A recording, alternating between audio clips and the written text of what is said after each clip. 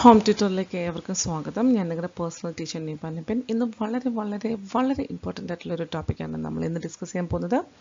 So നമ്മുടെ ഇപ്പോൾ ഈ ഒരു 8th സ്റ്റാൻഡേർഡിൽ പഠിച്ചിട്ട് അങ്ങനെ ഒഴിവാക്കി കളയാൻ പറ്റില്ല. ഇത് നമ്മുടെ ലൈഫ് ടൈമിൽ മൊത്തം നമ്മൾ ഫോളോ ചെയ്യേണ്ട കുറേ നമുക്ക് ആവശ്യമുള്ള കുറേ റൈറ്റ്സ്, അതിനെക്കുറിച്ചൊക്കെയാണ് നമ്മളിവിടെ പഠിക്കാൻ പോകുന്നത്. നമുക്ക് ടോപ്പിക്ക് നോക്കാം. 8th സ്റ്റാൻഡേർഡിൻ്റെ സിവിക്സിൻ്റെ ചാപ്റ്റർ 1 ദ ഇന്ത്യൻ കോൺസ്റ്റിറ്റ്യൂഷനിലെ പാർട്ട് 8 ആണ്. ഇവിടെ നമ്മൾ ഡിസ്കസ് ചെയ്യാൻ പോകുന്ന ടോപ്പിക്ക് ഫണ്ടമെൻ്റൽ റൈറ്റ്സ്, മൗലിക അവകാശങ്ങൾ. എന്തൊക്കെയാണ് നമ്മുടെ അവകാശങ്ങൾ, എവിടെയൊക്കെയാണ് നമ്മുടെ അവകാശങ്ങൾ നമുക്ക് യൂസ് ചെയ്യാൻ പറ്റുന്നത്, അങ്ങനെ ആർക്കെങ്കിലും കയറി നമ്മുടെ ഈ റൈറ്റ്സിനെയൊക്കെ അങ്ങ് പിടിച്ചു വെക്കാൻ പറ്റുമോ, ഇങ്ങനെ കുറച്ച് കാര്യങ്ങളാണ് നമുക്കിവിടെ ഡിസ്കസ് ചെയ്യാൻ പോകുന്നത്. Fundamental rights. The section on fundamental rights has often been referred to as the conscience of the Indian Constitution. Indian Constitutionന്റെ മനസാക്ഷി എന്ന് വേണമെങ്കിൽ നമുക്ക് ഫണ്ടമെൻ്റൽ റൈറ്റ്സ്, മൗലിക അവകാശം എഴുതി ചേർത്തിരിക്കുന്ന ആ സെക്ഷനെ വിളിക്കാം. Colonial rule had created a certain suspicion of the state in the mind of the nationalist, and they wanted to ensure that a set of written rights would guard against the misuse of state power in independent India. അപ്പം നമ്മൾ 1600 മുതൽ ബ്രിട്ടൻ്റെ കീഴിൽ ഒരു കോളനിയായിട്ട് കഴിയുന്ന ഒരു രാജ്യമാണ്. ഇതിനു മുൻപ് തന്നെയും ജനങ്ങൾ വളരെയധികം എക്സ്പ്ലോയിറ്റേഷൻ, കാസ്റ്റ് സിസ്റ്റം വഴിയും അൺടച്ചബിലിറ്റി വഴിയും പിന്നെ സോഷ്യൽ സ്റ്റാറ്റസ് വഴിയൊക്കെ അനുഭവിച്ചുകൊണ്ടിരിക്കുകയാണ്. അതിൻ്റെ കൂടെയാണ് കൊളോണിയൽ റൂളും കൂടി നമുക്ക് അനുഭവിക്കേണ്ടതായിട്ട് വരുന്നത് 1600 മുതൽ. അത് നമ്മൾ 1947 വരെ ആ ഒരു സിസ്റ്റത്തിൽ തന്നെയാണ് നമ്മളിങ്ങനെ റൺ ചെയ്തുകൊണ്ടിരുന്നത്. അതുകൊണ്ട് തന്നെ ജനങ്ങളുടെ മനസ്സിലുണ്ട്, ഇനിയും നമുക്കൊരു രാജ്യം എന്ന് പറയുന്നൊരു കോൺസെപ്റ്റിലേക്ക് എത്തിയാലും നമ്മുടെ റൈറ്റ്സ്, നമ്മുടെ പവറൊക്കെ മിസ്യൂസ് ചെയ്ത് വീണ്ടും നമുക്ക് ഇതൊക്കെ തിരിഞ്ഞ് വീണ്ടും ഈ ഒരു കൊളോണിയൽ സമയത്തുള്ള റൂളിൻ്റെ കീഴിലുള്ള ഒരു രീതിയിലാകുമോ, നമ്മുടെ റെപ്രസെൻറ്റേറ്റീവ്സ് പോയിട്ട് നമുക്ക് വേണ്ടി നല്ല രീതിയിൽ നമുക്ക് റൈറ്റ്സും നമ്മുടെ അവകാശങ്ങളെല്ലാം നേടിത്തരുമോ, ഇങ്ങനെയുള്ള കൺഫ്യൂഷനിലൂടെയാണ് നമ്മൾ ഈ ഇന്ത്യയിലെ ഓരോ വ്യക്തികളും മുന്നോട്ട് പോയിക്കൊണ്ടിരിക്കുന്നത്. എപ്പോൾ കോൺസ്റ്റിറ്റ്യൂഷൻ ഉണ്ടാകുന്ന സമയത്തുള്ള കാര്യമാണ്. അങ്ങനെ ഒരു സിറ്റുവേഷനിൽ നമ്മുടെ ഫ്രീ ഇന്ത്യയിൽ നമ്മുടെ പവേഴ്സ് മിസ്യൂസ് ചെയ്യപ്പെടാതിരിക്കുവാൻ വേണ്ടി ആണ് ഈ ഒരു ഫണ്ടമെൻ്റൽ റൈറ്റ് എന്ന് പറയുന്ന, മൗലിക അവകാശങ്ങൾ എന്ന് പറയുന്ന ഈ ഒരു ഏരിയ അന്നത്തെ കാലത്ത് കോൺസ്റ്റിറ്റ്യൂവൻ്റ് അസംബ്ലിയിൽ ഉണ്ടായിരുന്ന മെമ്പേഴ്സ് എഴുതി ചേർത്തത്. Fundamental rights therefore protect citizens against the arbitrary and absolute exercise of power by the state.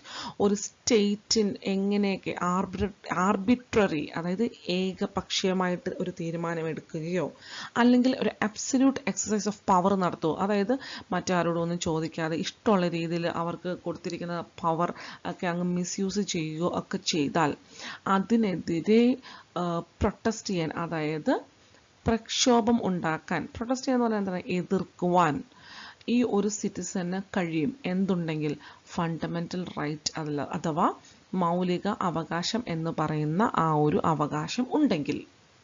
The Constitution thus guarantees the right of individuals against the state as well as against other individuals. അതുകൊണ്ട് തന്നെ നമ്മുടെ ഇന്ത്യയുടെ constitution ഓരോ വ്യക്തികൾക്കും ഈ ഒരു fundamental right വഴി സ്റ്റേറ്റിന് എതിരായിട്ടും കുറച്ച് റൈറ്റുകൾ നമുക്കുണ്ട്. അതുകൂടാതെ നമ്മൾ കൂടാതെ തൊട്ട് അപ്പുറത്ത് നിൽക്കുന്ന നമ്മുടെ ഇൻഡിവിജ്വൽ, അതെ നമ്മുടെ സിറ്റിസൺ കൂടാതെ വേറൊരു സിറ്റിസൺ ഉണ്ട് ഇന്ത്യയിൽ, ആ സിറ്റിസന് എതിരായിട്ടും നമ്മുടെ റൈറ്റ്സ് വയലേറ്റ് ചെയ്യപ്പെട്ടാൽ അത് ചോദിക്കുവാനുള്ള ഒരു റൈറ്റ് നമുക്ക് കോൺസ്റ്റിറ്റ്യൂഷൻ ഗ്യാരണ്ടി ചെയ്യുന്നുണ്ട്. Moreover, the various minority communities also express a need for the constitution to include rights that would protect their group. ഇത് കൂടാതെ തന്നെ നമ്മുടെ ന്യൂനപക്ഷ വിഭാഗത്തിൽപ്പെട്ട ആ കമ്മ്യൂണിറ്റിയിൽ ഉള്ള സിറ്റിസൻസും കൂടി ഈ കോൺസ്റ്റിറ്റ്യൂഷൻ ഉണ്ടാക്കുന്ന സമയത്ത് ഞങ്ങൾക്ക് പ്രത്യേകം കുറച്ച് റൈറ്റ്സ് തരണം. ഞങ്ങളുടെ ഈ മൈനോറിറ്റി എന്ന് പറയുന്ന ഈ ഒരു ഗ്രൂപ്പ് എന്ന് പറയുന്നത് മറ്റുള്ളവർ എക്സ്പ്ലോയിറ്റ് ചെയ്യപ്പെടാൻ പറ്റുന്ന ഒരു ഗ്രൂപ്പാണ്. നമ്മൾ ഓൾറെഡി ഈ ഒരു ടോപ്പിക്ക് പഠിച്ചു കഴിഞ്ഞു ഈ ഇതിന് മുൻപുള്ള പാർട്ടുകളിൽ, അതായത് മിസ്യൂസ് ഓഫ് പവർ എന്ന് പറയുന്ന ടോപ്പിക്കിൽ. നിങ്ങൾ അതൊന്ന് വായിച്ചിട്ട് വേണം ഇതിലേക്ക് വരാൻ. സോ അവിടെ നമ്മൾ ഡിസ്കസ് ചെയ്യുന്നുണ്ട് എങ്ങനെയൊക്കെയാണ് ഒരു മൈനോറിറ്റീസിനെതിരെ മറ്റ് മെജോറിറ്റിയിലുള്ള അല്ലെങ്കിൽ പവർഫുൾ ആയിട്ടുള്ള കമ്മ്യൂണിറ്റി അവരെ എക്സ്പ്ലോയിറ്റ് ചെയ്യുന്നത്, ഇങ്ങനെയുള്ള കാര്യങ്ങളൊക്കെ നമ്മൾ പഠിച്ചു കഴിഞ്ഞായിരുന്നു അല്ലേ. അപ്പം ഈ ഒരു മൈനോറിറ്റീസിന് ഈ ഒരു കോൺസ്റ്റിറ്റ്യൂഷൻ ഉണ്ടാക്കുന്ന സമയത്ത് അവരുടെ ഈ ഒരു മെമ്പേഴ്സ് ഉണ്ടായിരുന്നു, റെപ്രസെൻറ്റേറ്റീവ്സ് ഉണ്ടായിരുന്നു കോൺസ്റ്റിറ്റ്യൂഷൻ അസംബ്ലിയിൽ. അവരോട് പറഞ്ഞു, ഞങ്ങൾക്ക് വേണ്ടി പ്രത്യേകം കുറച്ച് റൈറ്റ്സ്, കുറച്ച് ലോസ് ഞങ്ങൾക്ക് വേണ്ടി ഉണ്ടാക്കണേ, ഇല്ലെങ്കിൽ പിന്നെ ഞങ്ങളുടെ മൈനോറിറ്റി കമ്മ്യൂണിറ്റീനെ മൊത്തമായിട്ട് എക്സ്പ്ലോയിറ്റ് ചെയ്ത് ഞങ്ങൾ ഇല്ലാതായി പോകും എന്ന് പറഞ്ഞിട്ടുണ്ടായിരുന്നു. അതുകൊണ്ട് തന്നെ കോൺസ്റ്റിറ്റ്യൂഷനിൽ ഈ പറയുന്ന മൈനോറിറ്റീസിനെയും സേഫ് ഗാർഡ് ചെയ്യുന്ന രീതിയിലുള്ള റൈറ്റ്സും ഉണ്ട്. The Constitution therefore also guarantees the rights of minorities against the majority. അതുകൊണ്ട് തന്നെ നമ്മുടെ ഇന്ത്യയുടെ കോൺസ്റ്റിറ്റ്യൂഷൻ മൈനോറിറ്റീസിൻ്റെ മജോറിറ്റിയിൽ നിന്നും സംരക്ഷിച്ച് അവർക്ക് വേണ്ടി പ്രത്യേകം റൈറ്റുകൾ ഗ്യാരണ്ടി ചെയ്യുന്നുണ്ട്. Doctor Ambedkar has said about these fundamental rights, their object in twofold. അപ്പോൾ അംബേദ്കർ പറഞ്ഞത് ഈ ഫണ്ടമെന്റൽ റൈറ്റ് രണ്ട് തരത്തിലുണ്ട്, അല്ലെങ്കിൽ രണ്ട് രീതിയിൽ ഇതിനെ കാണാം. The first objective is that every citizen must be in a position to claim those rights. ഈ ഒരു ഫണ്ടമെന്റൽ റൈറ്റിന് രണ്ട് ഒബ്ജക്റ്റീവ് ഉണ്ട്. അപ്പോൾ ആ ഒരു ഒബ്ജക്റ്റീവ് എന്ന് പറഞ്ഞാൽ എന്താ, കുറച്ച് ലക്ഷ്യങ്ങൾ, കുറച്ച് പെർട്ടിക്കുലർ ആയിട്ടുള്ള ഒരു എയിം ഒക്കെ വേണം പറയുന്നതിന്. അപ്പോൾ ഈ ഒരു ഫണ്ടമെന്റൽ റൈറ്റ്, മൗലിക അവകാശത്തിൽ ആദ്യമായിട്ട് പറയുന്നത് ഓരോ സിറ്റിസൺസിനും അവരുടെ റൈറ്റ്സ് മേടിച്ചെടുക്കുവാൻ വേണ്ടി ഉള്ള ഒരു കഴിവ് അവർക്കുണ്ടായിരിക്കണം. അതിനുള്ള ഒരു പൊസിഷനിലായിരിക്കണം ആര് ഓരോ സിറ്റിസൺസും. And secondly, these rights must be binding upon every authority that has got the power to make law. അത് മാത്രമല്ല, ഈ പറയുന്ന റൈറ്റ് എന്ന് പറയുന്നത് ഇപ്പോൾ നമ്മുടെ ഇന്ത്യയിൽ ലോ മേക്കിംഗ് ബോഡി എന്ന് പറയുന്നത് പല വിങ് ആയിട്ട് ഡിവൈഡ് ചെയ്തിരിക്കുകയാണ്. ഇവർക്ക് ഇഷ്ടമുള്ള ലോ ഉണ്ടാക്കാൻ പറ്റുമോ? ഇല്ല. അവർക്ക് ഉണ്ടാക്കണമെങ്കിൽ അത് നമ്മുടെ ജനങ്ങൾക്ക് വേണ്ടി ഉള്ളത് മാത്രമായിരിക്കണം. അതുകൊണ്ട് തന്നെ അവർ എക്സസൈസ് ചെയ്യുന്ന പവറിനെ ക്വസ്റ്റ്യൻ ചെയ്യാൻ അവർ ഈ ഒരു ഫണ്ടമെന്റൽ റൈറ്റ്സിൽ ബൈൻഡിങ് ആണ്. സിറ്റിസൺസിനോട് സപ്പോർട്ടീവായിട്ട് വേണം അവർ ഓരോ ലോസും ഉണ്ടാക്കാൻ. അതുകൊണ്ട് തന്നെ അവരെ ക്വസ്റ്റ്യൻ ചെയ്യാനുള്ള റൈറ്റും ഈ ഫണ്ടമെന്റൽ റൈറ്റ്സിനകത്ത് കൊടുക്കുന്നുണ്ട്. അപ്പോൾ ഫണ്ടമെന്റൽ റൈറ്റ്സിനകത്ത് ഇത്രയും പറയുന്നുള്ളൂ. ഒന്ന്, സിറ്റിസൺസിന് അവരുടെ റൈറ്റ് ക്ലെയിം ചെയ്യാനുള്ള അധികാരം ഉണ്ടായിരിക്കണം.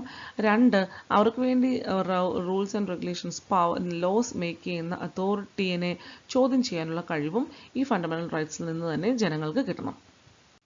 In addition to fundamental rights, the Constitution also has a section called Directive Principles of State Policy. ഇത് കൂടാതെ തന്നെ, അതായത് മൗലികാവകാശം എന്ന് പറയുന്ന ഭാഗം കൂടാതെ കോൺസ്റ്റിറ്റ്യൂഷനകത്ത് മറ്റ് കുറേ സെക്ഷൻസ് ഉണ്ട്. അതിൽപ്പെടുന്ന വളരെ പ്രധാനപ്പെട്ട ഒരു സെക്ഷനാണ് directive principle of state policy. സ്റ്റേറ്റിൻ്റെ കുറച്ച് നയങ്ങൾ ജനങ്ങൾക്ക് വേണ്ടി, ജനങ്ങൾക്ക് ഉപകാരപ്രദമാകുന്ന രീതിയിൽ ഉണ്ടാക്കുവാൻ വേണ്ടിയുള്ള ഒരു ഏരിയയാണ് directive principles of state policy. This section was designed by the member of the Constituent Assembly to ensure greater social and economic reforms and to serve as a guide to the independent Indian state to institute laws and policies that helps reduce the poverty of masses. അപ്പോൾ ഈ ഒരു directive principles of state policy fundamental റൈറ്റും തമ്മിൽ നല്ലൊരു വ്യത്യാസമുണ്ട്. Fundamental റൈറ്റിൽ ഏതെങ്കിലും ഒരെണ്ണം violate ചെയ്യപ്പെട്ടാൽ നമുക്ക് നേരിട്ട് കോടതിയെ സമീപിക്കാൻ പറ്റും. എൻ്റെ ഫണ്ടമെന്റൽ റൈറ്റ് വയലേറ്റ് ചെയ്യപ്പെട്ടു, എനിക്ക് ഇതിന് റെമഡി വേണം എന്ന് പറഞ്ഞ്. പക്ഷേ ഡയറക്റ്റീവ് പ്രിൻസിപ്പിൾസ് ഓഫ് സ്റ്റേറ്റ് പോളിസിയിൽ എന്തെങ്കിലും ഒരു കാര്യം ഇപ്പോൾ ഗവൺമെൻറ് ചെയ്തില്ല, അല്ലെങ്കിൽ നമുക്കിത് കിട്ടിയില്ല എന്ന് പറഞ്ഞ് നമുക്കൊരിക്കലും ഗവൺമെൻറ്റിൽ കോടതിയെ നമുക്ക് സമീപിക്കാൻ പറ്റില്ല. അതാണ് ഇത് തമ്മിലുള്ള മെയിൻ ആയിട്ടുള്ള ഒരു ക്രൈറ്റീരിയ. കാരണം directive principle of state policy എന്ന് പറഞ്ഞാൽ ജനങ്ങളുടെ നന്മയ്ക്ക് വേണ്ടി, അവരുടെ സോഷ്യൽ എക്കണോമിക് റിഫോംസിന് വേണ്ടി, അതായത് സോഷ്യൽ എന്ന് പറഞ്ഞാൽ എന്താണ്, സാമൂഹികപരമായും പിന്നെ സാമ്പത്തികപരമായും ഉള്ള അവരുടെ റിഫോമുകൾക്ക് വേണ്ടിയും അവർക്ക് കുറച്ചും കൂടി ഹൈ സ്റ്റാറ്റസ് ഓഫ് ലിവിങ്ങിന് വേണ്ടിയും ഒക്കെ ഉണ്ടാക്കുന്ന കുറച്ച് നിയമങ്ങളാണ് ഡയറക്റ്റീവ് പ്രിൻസിപ്പിൾ ഓഫ് സ്റ്റേറ്റ് പോളിസിയിൽ ഉണ്ടാകുന്നത്. ഇത് എന്തിനു വേണ്ടിയാണ്? നമ്മുടെ ഇൻഡിപെൻഡൻറ്റ് ഇന്ത്യയിലെ അതായത് ഓരോ നിയമങ്ങളും ഓരോ പോളിസീസും ഈ ഇൻഡിപെൻഡൻറ്റ് ഇന്ത്യയിൽ ജീവിക്കുന്ന ജനങ്ങളിലെ ദാരിദ്ര്യം നിർമ്മാർജ്ജനം ഉണ്ടാവണം. അതാണ് ഇതിൻ്റെ മെയിൻ ഉദ്ദേശം എന്ന് പറയുന്നത്. അപ്പോൾ ഡയറക്റ്റീവ് പ്രിൻസിപ്പിൾസ് ഓഫ് സ്റ്റേറ്റ് പോളിസിയുടെ ഉള്ളിലുണ്ടാകുന്ന ഒരു കാര്യമാണ് ലിക്കർ പ്രൊഹിബിഷൻ. അതായത് ഇപ്പോൾ ഗുജറാത്ത് പണ്ട് മുതലേ ലിക്കർ പ്രൊഹിബിറ്റ് ചെയ്തിരിക്കുന്ന ഒരു സ്റ്റേറ്റ് ആയിരുന്നു. ഇപ്പോൾ കേരളം കുറച്ച് നാൾ മുൻപ് പ്രൊഹിബിറ്റ് ചെയ്തു. ഇതൊക്കെയും എന്തിനു വേണ്ടിയാണ്? ജനങ്ങളുടെ നല്ലതിന് വേണ്ടിയാണ്. അപ്പോൾ അതേപോലെ തന്നെ കുറേ ഉണ്ട്. ഫോറസ്റ്റ് പ്രൊട്ടക്ഷൻ ഉണ്ട്, പിന്നെ അംഗൻവാടി വഴിയുള്ള കുറേ കാര്യങ്ങൾ, പ്രഗ്നൻ്റ് ആയിട്ടുള്ള ലേഡീസിന് അവർ ജോബിൽ പോകുമ്പോഴത്തേക്കും അവിടെയുള്ള സേഫ്റ്റിക്ക് വേണ്ടിയുള്ളത്, അങ്ങനെ കുറേ നിയമങ്ങൾ ഡയറക്റ്റ് പ്രിൻസിപ്പിൾ ഓഫ് സ്റ്റേറ്റ് പോളിസിയുടെ കീഴിൽ ഗവൺമെൻറ് കൊണ്ടുവരുന്നുണ്ട്. ഇതൊക്കെയും എന്തിനു വേണ്ടിയാണ്? നമ്മുടെ ജനങ്ങളുടെ നന്മയ്ക്കും നല്ലതിനും വേണ്ടിയും. മെയിൻ ഉദ്ദേശം എന്ന് പറയുന്നത് പോവർട്ടി ഇറാഡിക്കേഷനാണ്. ഇനി നമുക്ക് കുറച്ച് ഫണ്ടമെൻ്റൽ റൈറ്റ്സ് പരിചയപ്പെടാം. The fundamental rights in the Indian constitution includes right to equality, അതായത് തുല്യത അവകാശം അല്ലേ. All person are equal before the law, നിയമത്തിന് മുൻപിൽ എല്ലാ വ്യക്തികളും തുല്യരാണ്. This means that all person shall be equally protected by the laws of the country. അതായത് നമ്മുടെ രാജ്യത്ത് എന്തൊക്കെ നിയമങ്ങളുണ്ടോ ആ നിയമങ്ങൾ വഴി ഓരോ വ്യക്തികളും തുല്യരായിട്ട് തന്നെ അവരെ സംരക്ഷിക്കപ്പെട്ടിരിക്കണം. ഓരോ വ്യക്തികളും അതായത് ഇപ്പോൾ പ്രസിഡൻ്റാണ്, പ്രൈം മിനിസ്റ്ററാണ്, അല്ലെങ്കിൽ ഒരു സാധാരണ ഒരു പിയൂൺ അല്ലെങ്കിൽ ഒരു കോൺസ്റ്റബിൾ ആണ് എന്ന് പറഞ്ഞ് അവർക്ക് വിവേചനമില്ല. ഈ വ്യക്തികളെ ഒക്കെ ഇന്ത്യൻ സിറ്റിസൺ എന്നുള്ള പേരിൽ മാത്രമേ അവരെ കാണത്തുള്ളൂ. ആ ഇന്ത്യൻ സിറ്റിസന് ഇന്ത്യയിലുള്ള എന്തൊക്കെ നിയമങ്ങളുണ്ടോ ആ നിയമങ്ങൾ വഴിയുള്ള തുല്യമായിട്ടുള്ള protection ലഭിച്ചിരിക്കണം. It also states that no citizen can be discriminated against on the basis of their religion, caste or sex. ഒരാളുടെ റിലീജിയൻ, നീ മുസ്ലിമാണ്, നീ ഹിന്ദുവാണ്, നീ ക്രിസ്ത്യനാണ് എന്ന് പറഞ്ഞ് ഒരാൾക്ക് നിനക്കിരിക്കട്ടെ കുറച്ച് ജോലി, അല്ലെങ്കിൽ നിനക്കിരിക്കട്ടെ ഇച്ചിരി റേഷൻ അരി കൂടുതൽ, അങ്ങനെ ഒരിക്കലും ആർക്കും ഒന്നും ചെയ്യാൻ പറ്റില്ല. അല്ലെങ്കിൽ കാസ്റ്റ്, ഇപ്പോൾ ഇന്ന ആൾ കാസ്റ്റിൽ വളരെ കുറഞ്ഞ വ്യക്തിയാണ്, കൂടിയ വ്യക്തിയാണെന്ന് പറഞ്ഞാൽ അദ്ദേഹത്തിന് ഒന്നും സ്പെഷ്യലായിട്ട് ചെയ്യാൻ പറ്റില്ല. അവരുടെ സെക്സ് എന്ന് പറഞ്ഞാൽ എന്താണ്, മെയിൽ അല്ലെങ്കിൽ ഫീമെയിൽ ആണോ എന്ന് നോക്കിയിട്ട് ഒരു വിവേചനവും പാടില്ല. So religion, caste, creed, sex, അപ്പോൾ ഇതൊന്നും വെച്ചിട്ട് ഒരു വ്യക്തികളെയും വേർതിരിച്ച് കാണാൻ പാടില്ല. ഒരൊറ്റ പേരിൽ ജനങ്ങളെ കാണാൻ പാടുള്ളൂ. എന്ത്? Citizen of India. Every person has access to all public places including playground, hotel, shops. എല്ലാ വ്യക്തികൾക്കും പ്ലേ ഗ്രൗണ്ട് ആക്സസ് ചെയ്യാനുള്ള റൈറ്റ് ഉണ്ട്, ഹോട്ടലുകളിൽ പോകാനുള്ള, അവിടെ പോയി ഭക്ഷണം കഴിക്കാനുള്ള റൈറ്റ് ഉണ്ട്, കടകളിൽ ചെന്ന് സാധനങ്ങൾ വാങ്ങിക്കാനുള്ള റൈറ്റുമുണ്ട്. ഇവയൊക്കെയും എന്തിനാണ് കൊടുത്തിരിക്കുന്നത്? ഒരു സിറ്റിസൺ എന്നുള്ള പേരിലാണ്. അല്ലാതെ നീ പ്രധാനമന്ത്രിയല്ല, നീ മാത്രം ഈ ഒരു പ്ലേ ഗ്രൗണ്ടിൽ എൻ്റർ ചെയ്താൽ മതി, അല്ലെങ്കിൽ ഇപ്പോൾ നിങ്ങൾ ഇന്ന ജാതിയിൽപ്പെട്ട വ്യക്തിയല്ല, അതുകൊണ്ട് നിങ്ങൾ മാത്രം ഈ ഹോട്ടലിൽ നിന്ന് ഭക്ഷണം കഴിച്ചാൽ മതി എന്ന് പറയാൻ പറ്റില്ല. Because all are equal before the law. The state cannot discriminate against anyone in matter of employment. ഒരു ജോലിയുടെ തൊഴിലവസരങ്ങൾ ഒരിക്കലും ഒരു പെർട്ടിക്കുലർ വ്യക്തിയെ വെച്ചിട്ടോ അല്ലെങ്കിൽ ഒരു കാസ്റ്റ് വെച്ചിട്ടോ റിലീജിയൻ വെച്ചിട്ടോ ഒന്നും കൊടുക്കാൻ പാടില്ല. എല്ലാ വ്യക്തികൾക്കും, സ്റ്റേറ്റ് ഗവൺമെൻറ്റിൻ്റെ ജോലിയാണ്, അതായത് പ്രൈവറ്റ് ജോബ് അല്ല, ഗവൺമെൻറ് സെക്ടറിലുള്ള ജോബ് തീർച്ചയായിട്ടും ആർക്കും ഒരു കാരണവശാലും ഡിസ്ക്രിമിനേറ്റ് ചെയ്ത് കൊടുക്കാൻ പാടില്ല. എല്ലാവർക്കും തുല്യമായ രീതിയിൽ തന്നെ വേണം ഗവൺമെൻറ് ജോബ് ഡിസ്ട്രിബ്യൂട്ട് ചെയ്യാൻ. But there are exceptions to this that you will read later in this book. അപ്പോൾ പക്ഷേ ഇതിന് കുറച്ച് എക്സെപ്ഷൻസ് ഉണ്ട്. ഇപ്പം നമ്മൾ നേരത്തെ പഠിച്ചായിരുന്നു, മൈനോറിറ്റീസ് എന്ന് പറയുന്നൊരു ഗ്രൂപ്പ് നമുക്കുണ്ട്. വളരെ സാമ്പത്തികപരമായിട്ടും സോഷ്യലിയും ഒക്കെയും വളരെ അണ്ടർ ഡെവലപ്ഡ് ആണ് അവർ. അവരെയും കൂടി നമുക്ക് ഡെവലപ്പ് ചെയ്ത് നമുക്ക് കൊണ്ടുവരണം. അതിനുവേണ്ടി കുറച്ച് റിസർവേഷൻസും കാര്യങ്ങളും ഒക്കെ അവർക്ക് എംപ്ലോയ്മെൻറ്റിൽ നമ്മൾ കൊടുക്കുന്നുണ്ട്. അതല്ലാതെ നോക്കുകയാണെന്നുണ്ടെങ്കിൽ എല്ലാ ജനങ്ങളും ഈക്വലാണ്, ഈക്വൽ റൈറ്റ് ടു എംപ്ലോയ്മെൻ്റ് ആണുള്ളത്. The practice of untouchability has also been abolished. അതേപോലെ തന്നെ തൊട്ടുകൂടായ്മ, തീണ്ടൽ, ഇവയൊക്കെയും പണ്ടത്തെ കാലത്ത് നിലനിന്നിരുന്നതാണല്ലേ. ഒരാളെ തൊടാൻ പാടില്ല, അയാളെ കണ്ട ഉടനെ പോയി കുളിക്കണം, അയാൾ ഇപ്പോൾ വലിയ ഉയർന്ന കുലജാതികളിലുള്ള വ്യക്തികൾ വരികയാണെങ്കിൽ അവർ മാറി എവിടെയെങ്കിലും വല്ല കുഴിക്കകത്തൊക്കെ പോയി ഒളിച്ചിരുന്നോണം, മാറി ഓടിപ്പൊക്കോണം, അങ്ങനെയൊക്കെ കുറേ കാര്യങ്ങളൊക്കെ ഉണ്ടായിരുന്നു. അതൊക്കെയും ഇപ്പോൾ അബോളിഷ് ചെയ്തു. അങ്ങനെ ഒരു സമ്പ്രദായം ഇന്ത്യയിൽ ഇപ്പോൾ ഇല്ല. അതായത് ഒരു ആണോ പെണ്ണോ ഇന്ന ജാതിയിൽപ്പെട്ട വ്യക്തിയാണെന്നോ അല്ലെങ്കിൽ തൊട്ടുകൂടായ്മയുണ്ടെന്നോ തീണ്ടലുണ്ടെന്നോ എന്ന് പറഞ്ഞൊന്നും ആരെയും ആർക്കും മാറ്റി നിർത്താൻ ഇന്ത്യയിൽ ഇനി കഴിയില്ല. ബിക്കോസ് റൈറ്റ് ടു ഇക്വാളിറ്റി എന്ന് പറയുന്ന ഒരു റൈറ്റ് നമുക്ക് മൗലിക അവകാശത്തിൽ ലഭിക്കുന്നുണ്ട്. ഇനി അടുത്തത് റൈറ്റ് ടു ഫ്രീഡം, സ്വാതന്ത്ര്യത്തിനുള്ള അവകാശം അല്ലേ. This includes the right to freedom of speech and expression, the right to form association, the right to move freely and reside in any part of the country, and the right to practice any freedom, occupation or business. അപ്പോൾ right to freedom, സ്വാതന്ത്ര്യം എന്തൊക്കെയാണ്? നമുക്ക് ഇഷ്ടമുള്ള കാര്യങ്ങൾ സംസാരിക്കാം, പ്രസംഗിക്കാം, അല്ലെങ്കിൽ express ചെയ്യാം. നമ്മുടെ വികാരങ്ങളൊക്കെ നമുക്ക് എക്സ്പ്രസ് ചെയ്യാനുള്ള റൈറ്റ് നമുക്ക് റൈറ്റ് ടു ഫ്രീഡം വഴി തരുന്നുണ്ട്. ഇനി ഒരു അസോസിയേഷൻ നമുക്ക് ഉണ്ടാക്കാൻ പറ്റും, ഒരു ലയൺസ് ക്ലബ്ബ്, ഒരു ക്ലബ്ബ് ഉണ്ടാക്കാൻ പറ്റും, അല്ലെങ്കിൽ ഒരു പാർട്ടി ഉണ്ടാക്കാൻ പറ്റും. അതൊക്കെ നമ്മുടെ റൈറ്റാണ്. ഇനി ഇന്ത്യയിൽ ഏത് സ്ഥലങ്ങളിലും എവിടെ വേണമെങ്കിലും നമുക്ക് റെസ്ട്രിക്റ്റഡ് ഏരിയ ഒഴിച്ച്, അതായത് ഇപ്പോൾ ഡിഫൻസ് ഏരിയ അല്ലെങ്കിൽ ഇപ്പോൾ XYZ സേഫ്റ്റി പ്രോട്ടോക്കോളുള്ള വ്യക്തികളുടെ അങ്ങോട്ടേക്ക് പോകാനുള്ള റൈറ്റ് അതൊന്നും നമുക്കില്ല. അല്ലാതെയുള്ള കോമൺ ഏരിയകളിൽ എവിടെയും ഇന്ത്യയുടെ ഏത് ഭാഗത്തും നമുക്ക് യാത്ര ചെയ്യുവാനും അവിടെ നമുക്ക് സെറ്റിൽ ചെയ്യാനുള്ള റൈറ്റും നമുക്ക് ഇന്ത്യയിൽ ഉണ്ട്. അപ്പോൾ കേരളത്തിൽ കിടക്കുന്ന നമുക്ക് വേണമെങ്കിൽ നമുക്ക് ജമ്മു കാശ്മീർ വരെ യാത്ര ചെയ്യാം. അവിടെ പോയിട്ട് വേണമെങ്കിൽ നമുക്ക് ഇഷ്ടപ്പെട്ടെങ്കിൽ അവിടെ വേണമെങ്കിൽ നമുക്ക് താമസിക്കാം. അവിടെ ഇഷ്ടമുള്ള ജോബ് നമുക്ക് ചെയ്യാം. അതിന് ഒരു റൈറ്റും വയലേറ്റ് ചെയ്യാൻ പറ്റില്ല. എല്ലാവർക്കും ഈക്വൽ റൈറ്റാണ് അവിടെ ഉള്ളത്. ഇനി ഇഷ്ടമുള്ള ജോലി തിരഞ്ഞെടുക്കാം, ഇഷ്ടമുള്ള തൊഴിൽ ചെയ്യാം, ഇഷ്ടമുള്ള കച്ചവടമോ ഒരു പ്രൊഫഷൻ ചൂസ് ചെയ്യാം, ഒരു ബിസിനസ് ചെയ്യാം. അങ്ങനെ എന്ത് വേണം നമുക്ക് ലീഗലി നമുക്ക് ചെയ്യാനുള്ള റൈറ്റ് ഉണ്ട്. അടുത്തത് റൈറ്റ് അഗൈൻസ്റ്റ് എക്സ്പ്ലോയിറ്റേഷൻ, ചൂഷണങ്ങൾക്കെതിരെയുള്ള അവകാശങ്ങൾ.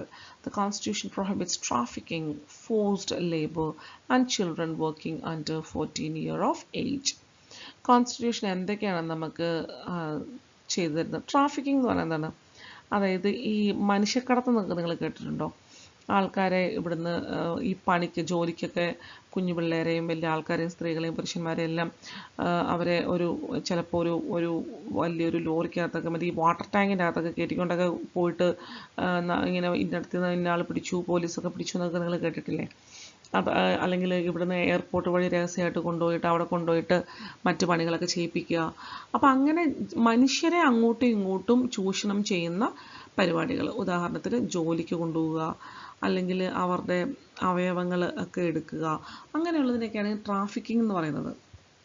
പിന്നെ ഫോഴ്സ്ഡ് ലേബർ, അവർക്ക് താല്പര്യമില്ലാത്ത ജോലി അവരെ കൊണ്ട് നിർബന്ധിച്ച് ചെയ്യിപ്പിക്കുക. അതൊന്നും ഇനി ഇന്ത്യയിൽ പാടില്ല. 14 വയസ്സിന് താഴെയുള്ള കുട്ടികളെ ഒരു കാരണവശാലും തൊഴിലിൽ ഏർപ്പെടുത്തരുത്. ഇതൊക്കെയാണ് ശരിക്കും പറഞ്ഞാൽ ചൂഷണങ്ങൾ എന്ന് പറയുന്നത്. കുഞ്ഞുങ്ങളെ 14 വയസ്സിന് താഴെയുള്ളവരെ അവർ തൊഴിലെടുപ്പിക്കുക, പിന്നെ താല്പര്യമില്ലാത്ത ജോലികൾ ചെയ്യിപ്പിക്കുക, മനുഷ്യക്കടത്ത് അല്ലെങ്കിൽ അവയവങ്ങൾ കടത്തുക, ഇങ്ങനെയുള്ള കാര്യങ്ങളൊക്കെ ചെയ്യുന്നതിനെയൊക്കെ നമുക്ക് എക്സ്പ്ലോയിറ്റേഷൻ എന്ന് പറയാം. ഇതൊന്നും ഇനി പാടില്ല. ഇതൊക്കെ ആരെങ്കിലും ചെയ്താൽ അതിനെതിരെ നമുക്ക് കോടതിയിൽ പോയി കഴിഞ്ഞാൽ നമുക്ക് ഇതിനുള്ള റെമഡി കിട്ടും. Right to freedom of religion. Religious freedom is provided to all citizens. Every person has a right to practice, profess and propagate the religion of their choice. എല്ലാ വ്യക്തികൾക്കും എല്ലാ സിറ്റിസൻസിനും അവരുടേതായിട്ടുള്ള റിലീജിയസ്, അതായത് മതപരമായ സ്വാതന്ത്ര്യം ഇന്ത്യ നൽകുന്നുണ്ട്. ഒരു വ്യക്തിക്ക് ഇഷ്ടമുള്ള റിലീജിയൻ, അതായത് മതം തുടരാനോ അല്ലെങ്കിൽ അദ്ദേഹത്തിന് അതിൽ പിന്തുടരാതിരിക്കാനോ ഉള്ള അവകാശം ഇന്ത്യയിലുണ്ട്. ഒരു നിർബന്ധമില്ല ഒരു റിലീജിയൻ ഫോളോ ചെയ്യണമെന്ന്. ഒരു റിലീജിയനും ഫോളോ ചെയ്തില്ലെങ്കിലും ഇന്ത്യയിൽ ഒരു കുഴപ്പവുമില്ല. അതുകൊണ്ട് തന്നെ ഒരു വ്യക്തിക്ക് ഒരു മതം അത് പ്രാക്ടീസ് ചെയ്യാൻ, പിന്നെ അതിൻ്റെ ആചാരങ്ങളും അനുഷ്ഠാനങ്ങളും നമുക്ക് അതിനത് പാർട്ടിസിപ്പേറ്റ് ചെയ്യാനുള്ള റൈറ്റ്, പിന്നെ അത് പ്രൊപ്പഗേറ്റ് ചെയ്യുക, അതായത് മറ്റുള്ളവരോട് പ്രചരിപ്പിക്കുക, ഇതിനൊക്കെയും ഉള്ള റൈറ്റ് ഇന്ത്യ നൽകുന്നുണ്ട്. കൾച്ചറൽ ആൻഡ് എഡ്യൂക്കേഷണൽ റൈറ്റ്, സാംസ്കാരികപരമായിട്ടും വിദ്യാഭ്യാസപരമായിട്ടുമുള്ള അവകാശങ്ങൾ. The Constitution states that all minorities, religious or linguistic, can set up their own educational institutions in order to preserve and develop their own culture. അവനവൻ്റെ culture, സംസ്കാരം വളർത്തിയെടുക്കുവാനും സംരക്ഷിക്കുവാൻ വേണ്ടിയും minority ഗ്രൂപ്പിൽ പെടുന്ന വ്യക്തികൾക്ക്, ഇപ്പോൾ ഉദാഹരണത്തിന് മുസ്ലിങ്ങൾ അവർ സ്കൂൾ സ്റ്റാർട്ട് ചെയ്യാറുണ്ട്, ക്രിസ്ത്യൻസ് അവർ സ്കൂൾ സ്റ്റാർട്ട് ചെയ്യാറുണ്ട്, ഹിന്ദുസ് അവരുടെ സ്കൂൾ, നായർ സർവീസ് സൊസൈറ്റി, ഇങ്ങനെയുള്ള സൊസൈറ്റീസ് അവർ സ്റ്റാർട്ട് ചെയ്യാറുണ്ട് അല്ലേ. അപ്പം NSSന് കീഴിലുള്ള എഡ്യൂക്കേഷണൽ ഇൻസ്റ്റിറ്റ്യൂഷൻസ് ഉണ്ട്. പിന്നെ അപ്പം ഇങ്ങനെയുള്ള മതപരമായ രീതിയിലുള്ള സ്കൂളുകൾ, കൾച്ചറൽ സെൻറ്റേഴ്സ്, ഇവയൊക്കെയും, അല്ലെങ്കിൽ ഒരു ഭാഷാപര സാൻസ്ക്രിറ്റ് ലാംഗ്വേജ് സ്കൂളുണ്ട്, മലയാളം സ്കൂളുണ്ട്. അപ്പം ഇവയൊക്കെയും റിലീജിയസ് പരമായിട്ടുള്ളതും മൈനോറിറ്റീസിൻ്റെ പരമായിട്ടുള്ളതും ആയിട്ടുള്ള എഡ്യൂക്കേഷണൽ ഇൻസ്റ്റിറ്റ്യൂഷൻസ് തുടങ്ങുവാൻ, അവരുടെ സംസ്കാരങ്ങളെ പ്രിസർവ് ചെയ്യാനും ഡെവലപ്പ് ചെയ്യാനും ഇന്ത്യ അനുവദിക്കുന്നുണ്ട്, അതിനുള്ള റൈറ്റ് കൊടുക്കുന്നുണ്ട്. അടുത്തത് റൈറ്റ് ടു കോൺസ്റ്റിറ്റ്യൂഷണൽ റെമഡീസ്. എന്താണ് കോൺസ്റ്റിറ്റ്യൂഷണൽ റെമഡീസ് എന്ന് പറഞ്ഞു കഴിഞ്ഞാൽ, കോൺസ്റ്റിറ്റ്യൂഷൻ തന്നെ ഒരു കെട്ടുണ്ട് നമുക്ക് പഠിക്കാനല്ലേ. അപ്പോൾ പിന്നെ അതിന് കോൺസ്റ്റിറ്റ്യൂഷണൽ റെമഡീസ് എന്ന് കൂടി പറഞ്ഞാൽ എന്താണ്? അഥവാ ഈ പറയുന്ന എന്തെങ്കിലും റൈറ്റുകൾ, നമ്മുടെ റൈറ്റുകൾ ഏതെങ്കിലും വയലേറ്റ് ചെയ്യപ്പെട്ടാൽ, ഉദാഹരണത്തിന് right to equality, right to freedom of religion, right to freedom of education, എന്തെങ്കിലും വയലേറ്റ് ചെയ്യപ്പെട്ടാൽ നമുക്ക് അതിന് റെമഡി കോടതിയിൽ പോയാൽ ലഭിക്കും. ഒന്നെങ്കിൽ ഹൈക്കോടതിയിൽ പോകണം, അല്ലെങ്കിൽ സുപ്രീം കോടതിയിൽ പോകണം. This allows citizens to move the court if they believe that any of their fundamental rights has been violated by the state. നമ്മുടെ സ്റ്റേറ്റ് അല്ലെങ്കിൽ ഒരു വ്യക്തിയാണല്ലോ കേട്ടോ, നമ്മുടെ റൈറ്റ്സിനെ വയലേറ്റ് ചെയ്തു എന്നുണ്ടെങ്കിൽ തീർച്ചയായിട്ടും നമുക്ക് അതിനെതിരെ കോടതിയിലേക്ക് പോകാൻ കഴിയും. Which fundamental rights will the following situations violate? ഇപ്പോൾ താഴെ കുറച്ച് സിറ്റുവേഷൻസ് വന്നിട്ടുണ്ട്. അപ്പോൾ ഈ സിറ്റുവേഷൻസിലെല്ലാം കുറച്ച് ഫണ്ടമെന്റൽ റൈറ്റ്സ്, മൗലിക അവകാശങ്ങൾ വയലേറ്റ് ചെയ്യപ്പെടുന്നുണ്ട്, അല്ലെങ്കിൽ അത് നമുക്ക് ലഭിക്കുന്നില്ല. അങ്ങനെയാണെന്നുണ്ടെങ്കിൽ അത് എന്താണ് എന്നാണ് ഇവിടെ ചോദിച്ചിരിക്കുന്നത്. അപ്പോൾ ഒരു കാര്യമുണ്ട്, അപ്പം നിങ്ങൾ ഇതിന് ആൻസർ പറയുക. If a 13-year-old child is working in a factory manufacturing carpets, കുറച്ച് കാർപ്പറ്റ്സ് ഉൽപ്പാദിപ്പിക്കുന്ന ഒരു ഫാക്ടറിയിൽ 13 വയസ്സുള്ള ഒരു കുട്ടി വർക്ക് ചെയ്യുകയാണെങ്കിൽ അവിടെ എന്ത് റൈറ്റാണ് വയലേറ്റ് ചെയ്യപ്പെടുന്നത്? നമ്മളിപ്പോൾ പഠിച്ചു കഴിഞ്ഞതേ ഉള്ളൂ, റൈറ്റ് എഗൈൻസ്റ്റ് എക്സ്പ്ലോയിറ്റേഷൻ അല്ലേ. അവിടെ നമ്മൾ പഠിച്ചായിരുന്നു 14 വയസ്സിൽ താഴെയുള്ള കുട്ടികളെ ഒരു കാരണവശാലും ജോലി ചെയ്യിപ്പിക്കാൻ പാടില്ല. ഇവിടെ ഈ കുട്ടിക്ക് എത്ര വയസ്സുള്ളത്? 13 വയസ്സ്. അതുകൊണ്ട് തന്നെ ഇതെന്താണ്? റൈറ്റ്. എന്ത് റൈറ്റാണ്? നമ്മുടെ ഫണ്ടമെന്റൽ റൈറ്റ്സിനെ അവിടെ വയലേറ്റ് ചെയ്യപ്പെടുകയാണ്. അതുകൊണ്ട് ആ കുട്ടിക്ക് തീർച്ചയായിട്ടും കോടതിയിൽ പോവാം. If a politician in one state decides to not allow laborers from other state to work in his state, ഒരു രാഷ്ട്രീയ പാർട്ടിയിലെ ഒരു വ്യക്തി, ഒരു പൊളിറ്റീഷ്യൻ, രാഷ്ട്രീയ പ്രവർത്തകൻ മറ്റ് സ്റ്റേറ്റിൽ നിന്ന് വന്ന, അദ്ദേഹത്തിൻ്റെ സ്റ്റേറ്റിലേക്ക് വന്ന് ജോലി ചെയ്യാൻ വേണ്ടി വന്ന കുറച്ച് വ്യക്തികളെ ജോലി ചെയ്യാൻ അനുവദിക്കുന്നില്ല. ഉദാഹരണത്തിന് ഇപ്പോൾ നമ്മുടെ ഇവിടെ ബംഗാളികളുണ്ട്, ഒഡീഷയിൽ നിന്ന് വന്ന വ്യക്തികളുണ്ട്, നേപ്പാളിൽ നിന്ന് വന്നവരുണ്ട്. ഇവരൊക്കെ കേരളത്തിൽ വന്ന് വർക്ക് ചെയ്യുന്നുണ്ടല്ലേ. അങ്ങനെ അത് നമുക്ക് വേണ്ട, ഇവിടെ വന്ന് വർക്ക് ചെയ്യേണ്ട എന്ന് നമുക്ക് പറയാൻ അവകാശമുണ്ടോ? ഇല്ല. കാരണം എന്താണ്? നമുക്ക് right to freedom to travel anywhere in India and to reside and to practise any profession, occupation or business എന്ന് പറയുന്നത് നമ്മൾ പഠിച്ചു ഇതിനു മുമ്പ്. അപ്പോൾ ആ ഒരു റൈറ്റ് വഴി ഇത് ഫണ്ടമെന്റൽ റൈറ്റ് വയലേഷൻ അല്ലേ. നമുക്ക് ഇന്ത്യയിൽ എവിടെ വേണേലും വർക്ക് ചെയ്തുകൂടെ, എവിടെ വേണേലും ട്രാവൽ ചെയ്തുകൂടെ. അപ്പോൾ ഈ ലേബറേഴ്സിനെ അവിടെ വർക്ക് ചെയ്യാൻ അനുവദിച്ചില്ലെങ്കിൽ അവരുടെ റൈറ്റ് വയലേറ്റ് ചെയ്യപ്പെട്ടില്ലേ? ചെയ്യപ്പെട്ടു. അടുത്തത്, if a group of people are not given permission to open a Telugu medium school in Kerala. കേരളത്തിൽ ഒരു കുറച്ച് ആൾക്കാർ വന്നിട്ട് തെലുങ്ക് സംസാരിക്കുന്ന, അതായത് തെലുങ്ക് മീഡിയം, മലയാളം മീഡിയം ആണല്ലോ നമുക്കിപ്പോൾ ഉള്ളത് അല്ലേ. അപ്പോൾ തെലുങ്ക് മീഡിയം സ്കൂൾ ഓപ്പൺ ചെയ്യാൻ അവർ ആഗ്രഹിക്കുകയാണ്. അപ്പോൾ അവിടെ എന്ത് പെർമിഷൻ അവർക്ക് കിട്ടിയില്ലെങ്കിൽ അത് അവിടെ എന്ത് അവരുടെ റൈറ്റാണ് വയലേറ്റ് ചെയ്യപ്പെടുന്നത്? അതായത് കൾച്ചറൽ ആൻഡ് എഡ്യൂക്കേഷണൽ റൈറ്റ്സ് എന്ന് പറയുന്ന ഒരു ഫണ്ടമെന്റൽ റൈറ്റ് നമുക്ക് അവിടെ ഉണ്ട്. അപ്പോൾ അത് പ്രകാരം ഒരു ലാംഗ്വേജ് അല്ലെങ്കിൽ ഒരു റിലീജിയസ് ഗ്രൂപ്പ് അല്ലെങ്കിൽ ഒരു മൈനോറിറ്റി ഗ്രൂപ്പ്, ഇവർക്ക് അവരുടെ കൾച്ചറിനെ നന്നായിട്ട് ഡെവലപ്പ് ചെയ്യാനും അതിനെ പ്രൊട്ടക്റ്റ് ചെയ്യാൻ വേണ്ടിയും അവരുടെ ഇഷ്ടത്തിന് ഒന്നെങ്കിൽ ഒരു സ്കൂള് അല്ലെങ്കിൽ കോളേജ് ഇതൊക്കെ സ്റ്റാർട്ട് ചെയ്യാനുള്ള റൈറ്റ് ഉണ്ട്. ഇവിടെ റൈറ്റ് കൊടുത്തില്ല, പെർമിഷൻ ഗ്രാൻഡ് ചെയ്തില്ലെങ്കിൽ എന്താണ്? അവരുടെ റൈറ്റ് അവിടെ വയലേറ്റ് ചെയ്യപ്പെട്ടു. തീർച്ചയായിട്ടും അവരുടെ റൈറ്റ് വയലേറ്റ് ചെയ്യാതിരിക്കണമെങ്കിൽ കേരള ഗവൺമെൻറ് ആ ഒരു തെലുങ്ക് മീഡിയം സ്കൂളിന് പെർമിഷൻ കൊടുക്കണം. If the government decides not to promote an officer of the armed force because she is a woman, അതുപോലെ ഗവൺമെൻറ് തീരുമാനിക്കുകയാണ് ആർമിയിൽ ആൺകുട്ടികളും പെൺകുട്ടികളും സ്ത്രീകളും പുരുഷന്മാരും വർക്ക് ചെയ്യുന്നുണ്ട്. അങ്ങനെ ഇരിക്കുമ്പോഴത്തേക്കും ഒരു സ്ത്രീയാണ് ഒരു ഓഫീസർ, അവർ സ്ത്രീയാണെന്നുള്ള ഒരൊറ്റ പേര് കൊണ്ട് അവരുടെ പ്രൊമോഷൻ അവിടെ ക്യാൻസൽ ചെയ്ത് വെച്ചിരിക്കുകയാണ്. അവരെ പ്രൊമോട്ട് ചെയ്ത് വിടുന്നില്ല. ഇത് ശരിയാണോ? ശരിയല്ല. കാരണം we have right to equal employment in the government. അല്ലേ? അപ്പോൾ ഈക്വൽ റൈറ്റ് ഉള്ളപ്പോൾ സ്ത്രീകൾക്കും പുരുഷന്മാർക്കും ഗവൺമെൻറ് ജോബിൽ തുല്യ അവകാശമാണുള്ളത്. അതുകൊണ്ട് തന്നെ അവിടെ ആർക്കാണേലും, സ്ത്രീയാണേലും പുരുഷനാണേലും അവരുടെ കറക്റ്റ് സമയം പ്രൊമോഷന് വരുമ്പോൾ അവർക്കത് കൊടുത്തിരിക്കണം. അതുകൊണ്ട് തന്നെ ഇവിടെ ഗവൺമെൻറ് ബ്ലോക്ക് ചെയ്ത് വെക്കാൻ പാടില്ല സ്ത്രീയാണെന്ന് പറഞ്ഞ് തീർച്ചയായിട്ടും അവർക്ക് റൈറ്റ് അവർ വയലേറ്റ് ചെയ്യാതെ അവർക്ക് promotion കൊടുത്തിരിക്കണം. So thank you very much. Please watch, like, share and subscribe. ഫ്രണ്ട്സിനോടൊക്കെ മാക്സിമം ഇത് ഷെയർ ചെയ്ത് സബ്സ്ക്രൈബ് ചെയ്യുക. അപ്പോൾ നമ്മുടെ വളരെ ഇമ്പോർട്ടൻ്റ് ആയിട്ടുള്ള ഫണ്ടമെൻ്റൽ റൈറ്റ്സ് എന്ന് പറയുന്നൊരു ടോപ്പിക്ക് ഇവിടെ നമ്മൾ വൈൻഡപ്പ് ചെയ്തു. Thank you very much. Bye bye. See U.